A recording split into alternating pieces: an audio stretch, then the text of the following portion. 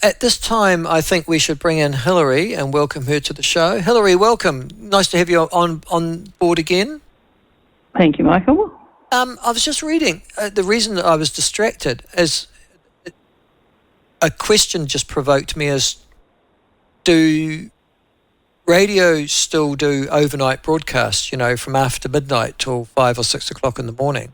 And I remember I was just saying to Josh, Hilary, God, that'd be a show to do, wouldn't it? 5 hours or 6 hours from 12 midnight to 5 or 6 o'clock in the morning. That's tough. But I just see that News Talk ZB, I know Radio New Zealand do, but News Talk ZB still do as well. And a guy called Tim Beveridge is one of the hosts, and I remember him.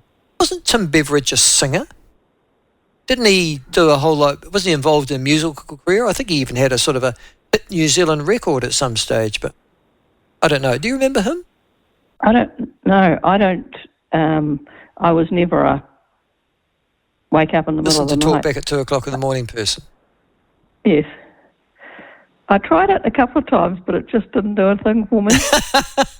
Well, I mean, really lots of people can't sleep, so insomniacs, you would think. But I guess there are lots of trucks on the road, aren't there, between 12 and 5? Is that when trucks drive? It seems whenever I drive at about that time of night, there seem to be an awful lot of trucks on the road. Yeah.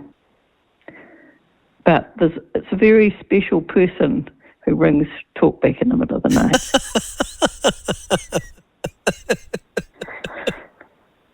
Hilary, you're the master of the understatement. All right. Listen, we're just talking about rates. Somebody's just said to me, my God, you're only paying $550 rates compared to us. No, can I explain, and Hilary also know this, in Dunedin or Otago, you pay two lots of rates. You pay your city council rate and you pay your regional council rate. But my regional council rates have just come in, and they are $575, I think, which doesn't seem an awful lot of money, but they are very heavily subsidised by a dividend from the Port of Otago. But it's just quietly, your rates would have come in for the Otago Regional Council just recently, maybe even last week. Do you remember what you're paying?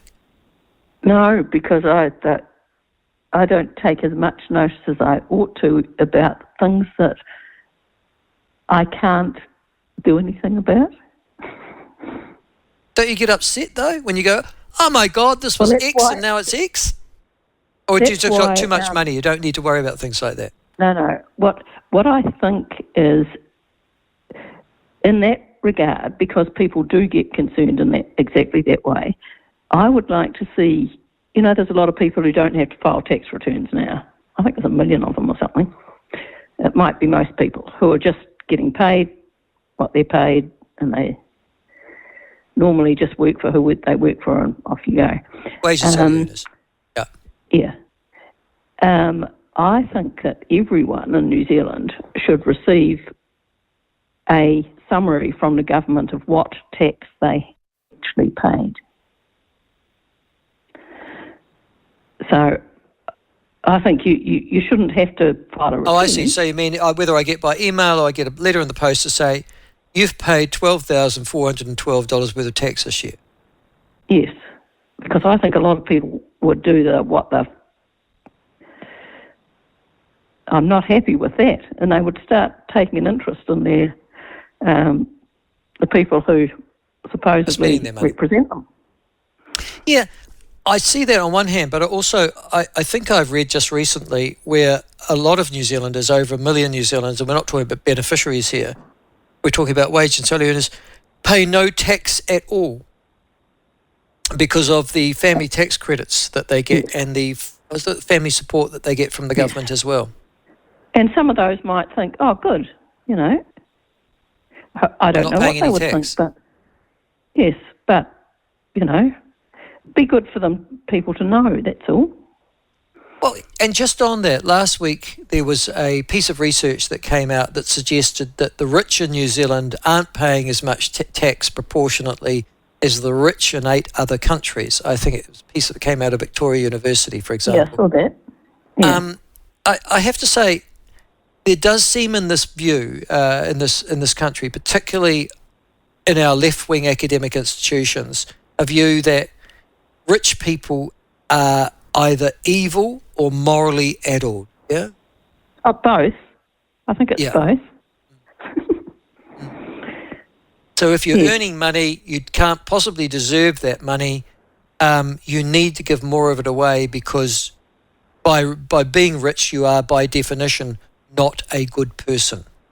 Yes, well, giving it away wouldn't help you. You'd still be an evil person because they have no idea how much is given away. It's that too, I guess. Yes, that's right. All right, now, one of the things you wanted to talk about and has been a subject of, well, a fair bit of media attention over the last 48 hours, 72, 96, good God, is Wellington Mayor Tory Whanau and her car, which seems to have become a bit of a cause celeb. What's your take on it? I think the reason why she bucks the trend and is prepared to talk to people is because she just doesn't see how stupid she sounds. You don't have any sympathy for her at all? You don't think that she's just out of her depth? If she was out of her depth, I mean, she has said, trying to fit in with the narrative, you could tell the original statement, which said, you know, I'm one of you, I feel for you, you know, I've had to sell my car because of my mortgage. And she wasn't she the publicity person for the Greens or something?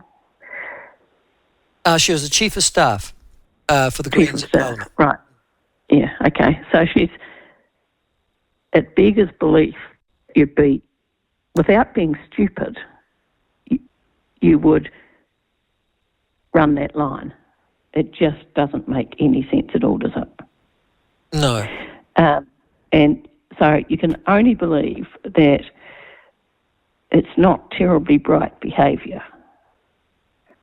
And to say, oh, well, a long-ranging interview for over an hour, aim too at that when people said, I think it was Jack, the interviewer said, well, what did you say that for, or somebody else? And she said, oh, well, it's a long, you know, the interview went on for an hour and she didn't say drop your guard, but that's what she meant. You know, you just, you know, become a bit more. And then somebody pointed out it was in the first 10 minutes that she said that. And then she said, no, well, I didn't. I didn't sell my car because of my mortgage. And then she got a press release put out by her people saying, I sold my car because of my mortgage. Well, really? I know. It sort of beggars belief that the Wellington people are prepared to accept this stuff. Are they not embarrassed to have voted for her? What? I mean, seriously? I don't know. We'll find out, I guess, this time next year when the local body elections are held. I can't see her retaining her place, but this is Wellington after all. They elected her. And the other thing you've got to remark is that she was remarkably unqualified for the job anyhow. She was up against the incumbent, who was Andy Foster, ironically now our New Zealand First MP. She was also up against Paul Eagle, who was an experienced Labour Party constituency MP, and then was her. She beat both of them, actually going away. Had no practical political experience at all, strongly aligned to the Green Party. You'd have to say you get what you vote for, don't you, in Wellington? Yes, which turns out not to be your water flowing in a suitable fashion. Oh, she's got 20 kilometres of bike tracks that she was skiting about having created. Which she may or may not have intended to use when she sells her car. Who would know? No, she says she's not using a bike, she's walking because she's moved into. And I tell you what, who are those people who've got that conspiracy about, or I think this conspiracy flows both ways in actual fact. Was it the 15-minute city? You know that one? No. I'll explain. There is a United Nations have put out sort of United Nations. So, of course, you know, that's just going to set people off straight away. They've set out the sort of sustainability guidelines, if you like, and one of them is the 15-minute city. The concept that everybody will live within 15 minutes of where they work, play, do sport, whatever, so that you don't need to have a car. Okay, and you can use superior public transport or walk, bike, or take public transport to wherever you need to go. And there are a number of Greens who believe in the 15-minute city because they say, yes, this is the way of getting people out of cars and motorbikes and the like. And then there are other people who say this is all part of a UN conspiracy to get us to live our lives a certain way. So conspiracy works both ways. But she, in actual fact, is a strong supporter of the 15-minute city in the sense that she says she's moved into town, she walks wherever she's going to go, and Wellington's a vibrant place. There's probably some of this okay. Wellington is a place you walk. Yes, it makes sense to walk in Wellington. They did some stuff about biking, walking, and public transport and private cars, some research perhaps 5 years ago now, and they came up with who commuted in what particular fashions. And then they said how great it was that this was changing, and the number of people who biked to work had gone up 30% or something. And then you found out that was from, it had gone up from 2.5% to 3.5%. You know, it's right. all how you tell the story, isn't it? It's all infinitesimal. Yeah, that's right. Yeah, and a lot of people walk, and that's the smart way to go, really.